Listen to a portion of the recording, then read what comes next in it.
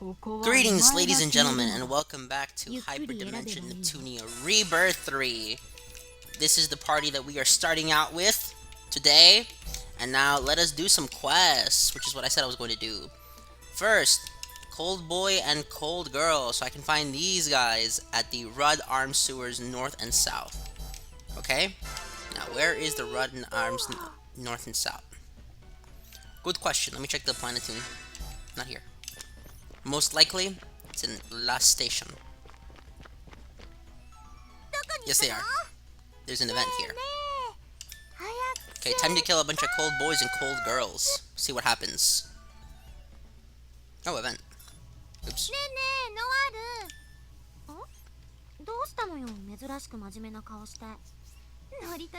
That's hella rude.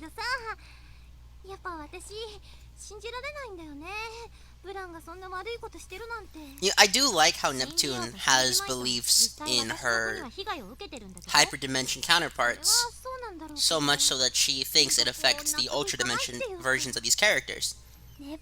Because from Neptune's perspective, I don't think she really sees the Noire as a radically different person. She probably assumes they're similar enough to the point wherein she believes that the Noire of their dimension is, not the Noire, the Blanc of their dimension is similar enough. Here's the thing. Neptune, I think, makes the mistake of thinking that people are inherently the way they are, and that outside influences can't change that. Albeit, she is correct in this instance, but in a lot of real-world instances, this might actually be wrong. I do like the home from Furia. But at the same time, Noire is also right in that if she knows there's a link between them, then they gotta investigate it. Because otherwise, it's possible that Blanc could just take over. Or worse, the Shichigenzin could take over. And here we have Abnus, the character that I consider the most evil character in Neptunia. The entire franchise.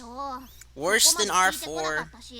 Worse than the Deity of Sin. I know they're the same person, but I was separating them from the super and the hyper versions of them. Worse than Rewrites and worse than Chrome. If you really want to know why, go watch a previous part of the series. Because I think I explain it.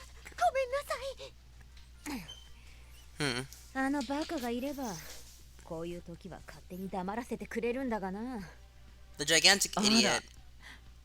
Oh, copy paste. Okay. Copy. That's hella rude.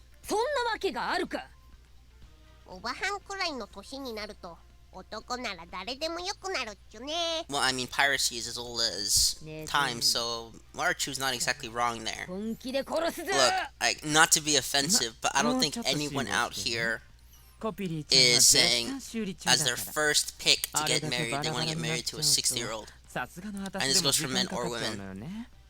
And I mean, outside of any external factors. Say, like, the 60-year-old man is loaded, then fine, I can see it. But someone looking at a 60-year-old man thinking, I want to get with that guy because of his physique, whatever, that's very unlikely to happen. It could happen, but it's not likely.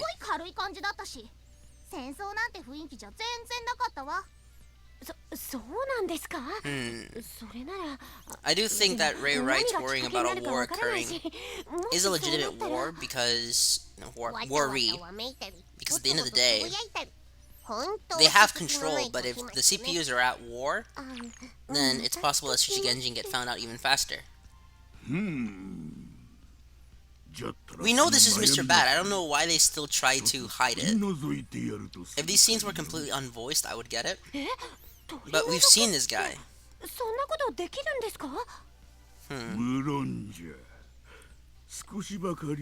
What was Ray? Oh, Ray Wrights is the propagandist of the Shichigenjin. That's why she's very useful. Mr. Bad is an infiltrator. Warachu and R4 are pirates. Anana Death is, anonymous cyber terrorist organizations. Abnus I think Avnis was supposed to be a trope on the feminazi party, which is her whole thing is she's trying to restrict things while supposedly being on the side of good, and if you disagree with her, she's just going to tell everyone you're a bad person, which is really well shown off in her introduction in Victory, wherein she states that anyone who disagrees with her or fights for any causes that don't align with hers are a bunch of pedophiles. Something that, oddly enough, I see a lot of people doing, wherein if you don't agree with them, they will find some way to defame you.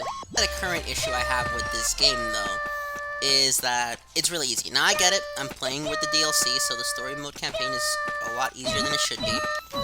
But at the same time, I think that there is a case to be made that this game might be better if it were made to be a bit harder. And I forgot to do Stella's dungeon again. What did I get? Wait. 31. That's a good weapon. Poison knife. Okay, I'll pick up the poison knife. Where is it? Right here. Anything for the mage robes? No. And then what do I get from here? We get... nothing that I really care about. But we are going to equip the better poison knife. It's not that much better, but it helps. Okay, start scouting. Because I need to check on my plans again. Plans would be item. Oh, I can do netball. Great. Reflex requires blue petal, which can be obtained from this place as well. It's a gather item. Cool. Tough mill. A gather item. Not obtainable. Great. Okay, so I can at least get the blue petals for this location. That shouldn't be too difficult. Oh wait, I don't have to do that jump. Actually, I do. I want to get everyone to 350 at some point, so I might as well just do it casually. Or maybe not. You know what? I'll do it for post-game. I think doing it for post-game will make this series a lot easier to watch. After all, it's all in good fun. I can do the hard grinding stuff later. I can even do it off screen if I want to. Play and Hot Boy, I think, are done. Or is that what they were called? Cold Boy and Cold Girl. Okay. Ancient Dragon can be found on Jet Set Range, and Replicant can be found here as well in the dungeon change. So, Ancient Dragon can be found on Jet Range, the regular one. So let's leave this dungeon really quickly and go do some other quests. Because after all, most of this game is quest doing, with the actual story being relegated to something else. Okay. Where did it say it was? Jet Set? Plans. Yeah, it was plans. No, not bad. Quests. Save her Ancient Dragon. What is the details on this one? In a certain land, a dragon is keeping a princess captive. Could you defeat it? The moment you do, I will rescue her. Even if I couldn't defeat it, I can still clear my adventure. It would be lame if the princess is someone I've never met. You see, I gotta save her. What? That doesn't make sense to me, but... Oh, this is dungeon change. Let's get rid of the dungeon change really quickly. Plans, dungeon, Jet Set Range, off. Because Jet Set Peak is done through here. I'll check out the big change in a little bit. So my assumption is that the big change is right here. Perfect. Right away, we found the Ancient Dragon. And I figured I'll show this off because this is a harder than normal fight, and just to see how much stronger the characters have gotten. Because when I first fought the Ancient Dragon, this was at a time where I required the consistent use of the SP bar if I even wanted to touch the enemy. But this time around, it seems that my characters can do their basic attacks and do enough damage to take it out. And Stella has returned, thankfully. Save her is now complete. Let's check out the Stella's dungeon. What I got? Well, 31. Not very good. 32. I'll check out Summer Stella. No, I'm pretty sure that the clown suit is 40. Let's try it out, though. What are we getting from this? We're getting plenty of items, which is exactly what I wanted. Yes. Don't believe... Let me just check. Yeah, it's 41. What am I doing? I already have Summer Stella. Wait a minute. I really did? Damn. Well, sucks to suck, right? Oh well. I'll check out the big dungeon change just to see if I can find it, because I'm pretty sure all the dungeon changes are located within the same dungeon, especially in the higher levels of the dungeon, so let's check it out. After all, I don't think I actually explored this one with the big change outside of fighting the giant Dagu. So why not? Let's check out not Zachary. This is Jet Set Peak. Plans. Set range. Done. Let's see if I can find the location. I remember in Victory, you had to travel back through these dungeons just to go in and out of them. It's nice reminiscing about the past games, because here's a fun fact: on my first playthrough of Super Neptunia RPG, I did not know that there was a fast warp feature, so I just walked everywhere, and honestly, it made the adventure a lot longer than it needed to be, but at the same time, I like walking around with the characters, so I don't mind it too much. Albeit, a 2D Neptunia game was not something I ever expected to be all in on, but it was a nice change of pace from the 3D games. Do I prefer the 3D games? Yes, absolutely. But is the 2D game bad? Well, the 2D game that looks like a PlayStation 2 game? Not at all. In fact, I think it's really good. And I wouldn't mind a top-down two-dimensional Neptunia RPG akin to Final Fantasy or Pokemon. I think that would be really fun to play. But then again, that's just me, and I'm not sure how the rest of the fan base would act in response to that statement. Okay, it should be around here. Let's check. I don't see it. Good.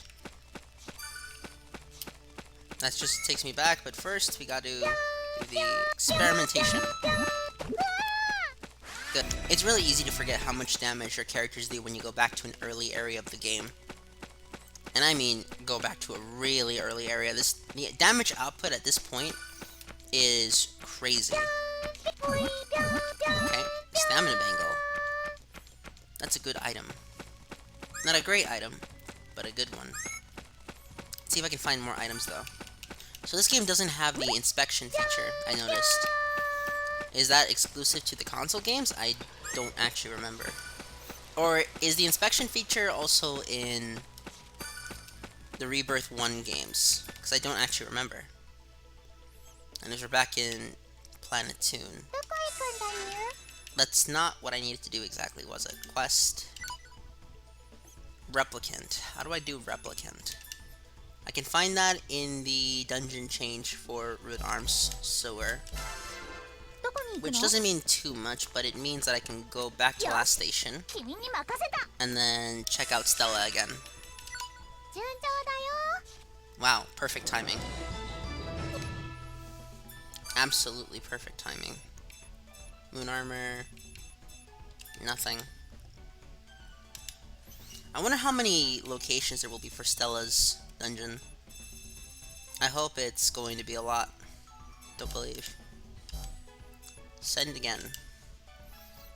Is it still impossible to obtain the plan for the next Stella's dungeon?